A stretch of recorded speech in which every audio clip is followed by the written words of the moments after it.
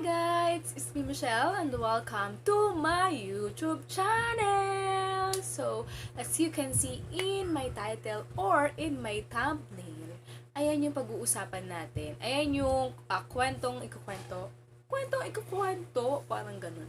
So, yun. So, alam mo yun, gusto ko lang i-share sa inyo para naman in case of na maramdaman ninyo yung katulad nung naramdaman ko, yung tipong panlalamig ko sa kanya. Ayan, so, ganon. Ganon siya. So, kukwento ko sa inyo is all about the shingle bells. Shingle bells.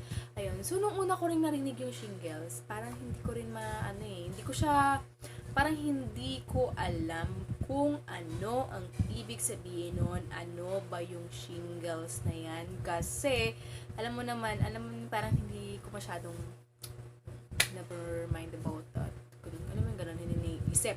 So, yun. So, unang naramdaman ko o sintomas ng shingles na naramdaman ko ay ang pananakit ng aking katawan. Which is yung half lang. Kasi, yun nga, ang shingles kasi is aatake lang siya whether sa right or sa left part ng body mo. Ganun siya. So, ang shingles, hindi ka naman magkaka-shingles kung hindi ka para nagkabulutong. Kasi, ang paliwanag ng mga doktor, ng mga, ng mga health professionals, or para din sa mga mga doctors, mga dermatologists, mga ganun. Ang paliwanag kasi nila dyan na shingles is, nanggagaling siya kung saan nagkabulutong ka. Pag nagkabulutong ang isang tao, may naiiwan pa ring virus sa katawan. So, pag naging weak ang iyong immune system, ay doon siya atake. Alam mo yun, doon mabubuhay ulit yung virus na yon at magiging shingle siya. So, nagtatravel siya through your nerve kung saan siya mapadpad, parang ganun, kung sa left or sa right side ng body mo. So, yung nangyari sa akin is nasa right side siya. Ang shingles, hindi siya katulad ng bulutong na as in buong katawan mo ay magkakaroon. Ang shingles is sa isang parte ng katawan mo na para lang naman siyang patch. Malaking patch ng alam mo yun, una muna kasi siya rashes, ayan, unang patch ng rashes lang siya, nangangati lang siya, namumula lang siya, gano'n. Pero sa isang parte lang ng katawan mo, kunwari, di ba, ito, hati itong, yung katawan mo, sa right mo, or sa left mo. So, sa akin, sa left. So, kung, alam mo yun, kung nagta-travel kasi through nerve ang inaatake ng shingles. So, kung merong tinutubuan minsan sa may mata, sa may ilong, sa may sa may neck, tapos meron dito sa braso, sa likod, which is yung nangyari sa akin, sa likod siya, pwede din naman dun sa mga sapa mo, basta sa sa isang lang ng katawan mo, isang bahagi lang ng katawan mo, hindi na siya, halimbawa kung tumubo siya dito sa eyes mo, sa may eyes mo, dito lang siya, hindi yan magta-travel hanggang dito, dyan lang siya talaga. Diyan lang siya. Hindi siya sobrang, alam mo yun. Ganon din sa katawan. Kasi yung sa akin ganon eh. Ganon sa akin kasi sa likod siya. So, from there, parang dun sa may sa may ba tawag doon? Yung mahabang basta doon siya nagsimula, tapos papunta siya dito sa may tiyan ko, pero may konti lang naman dito sa may tiyan ko, baga ito yung party lang na to, hindi na siya yung katulad ng bulutong na yung buong katawan mo ay pwedeng tubuan niya, hindi siya ganun, so magiging patch lang siya, pero mas matindi dito sa bulutong, kasi naranasan ko yung bulutong, college na ako, so naranasan ko yung bulutong, hindi ako masyadong nilabasan ng bulutong sobra, parang 15 lang, parang nabilang ko mga 15 lang yung lumabas na bulutong sa akin nun. Kumbaga yung mga butlik nun na lumabas dun sa akin, parang napaka-konti lang. So yun. So pag ikaw naman ay magkakaroon ng shingles, ayun nga, yung unang mararamdaman mo, ayun yung pananakit ng katawan mo. Pananakit ng katawan mo, ng muscle mo, kasi kasi nerve ang inaatake niya. Sobrang sakit, napaka-sensitive ng balat mo. Sobra. Kasi yung sa akin, sabi ko, nagtaka ako nun, sabi ko, bakit kaya ito lang naman, sa half body ko lang naman, ayun yung sabi ko, bakit kaya? Sabi ko, nung tinatouch ko yung sa may tiyan ko, sabi ko, bakit kaya sobrang sakit? Tapos parang ang init sa loob, parang gano'n. Tapos, ang sakit-sakit niya, konting touch mo lang, napaka-sensitive ng skin mo, tapos ang sakit niya. Tapos bigla na lang may nakita akong rashes na maliit. So, maliit lang kasi yung unang tubo sa akin, tapos, kinabukasan naging butlig na siya. So, hindi ko siya masyadong pinansin kasi akala ko kinagat lang ako na kung ano, parang ganun. Sabi ko, baka kinagat ako, ganyan-ganyan. So, kinagabihan nun, ay pinutok ko siya, pinutok ko yung butlig. Tapos, nilagyan ko naman siya ng betadine. So, parang naging okay naman siya. Pero nung sumunod na araw, may patch na naman na mas malaking patch ng rashes ang sa may likod ko, doon sa half ng likod ko. So yun, sabi ko hala ang kate. Sabi ko ano kaya ito?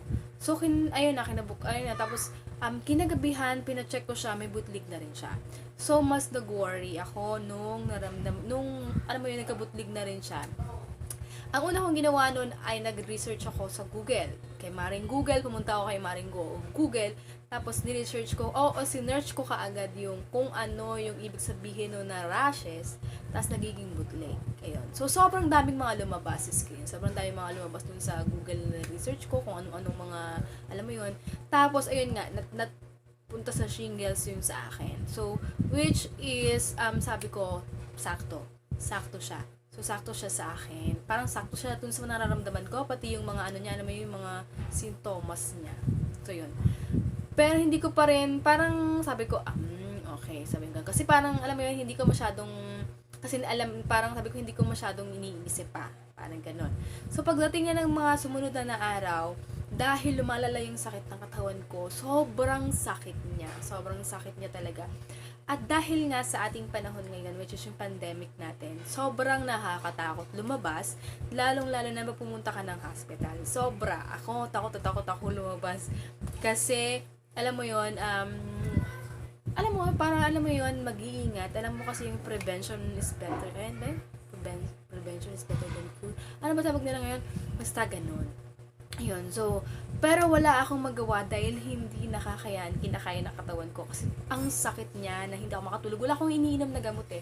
So, sobrang hirap kasi siguro sabi ko baka pag may ininom akong gamot, magiging okay yung pakiramdam ko. Magiging mas maano siya.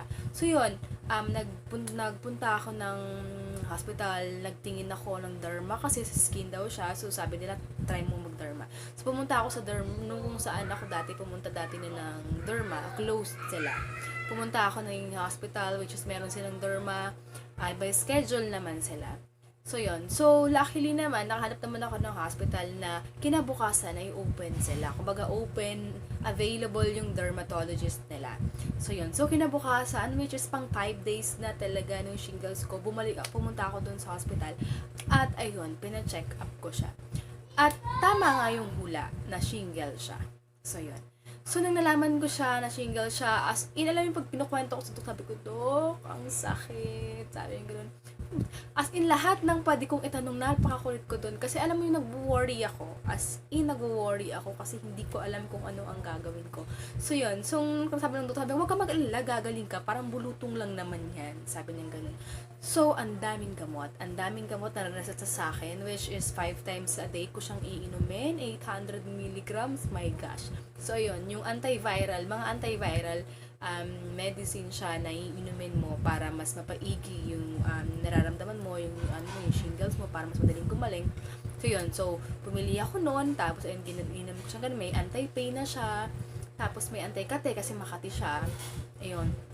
Tapos meron pa siyang, alam mo yun, yung parang sabi ko, parang dextrose talaga siya, pang dextrose talaga siya. Pero alam mo yun, sabi ko, hindi ako dextrose, pero alam mo yun, nagamit ko yung parang pang dextrose, ganun. Kasi yung parang panghugas dun sa sa butlig na yun na tumubo. So, yun.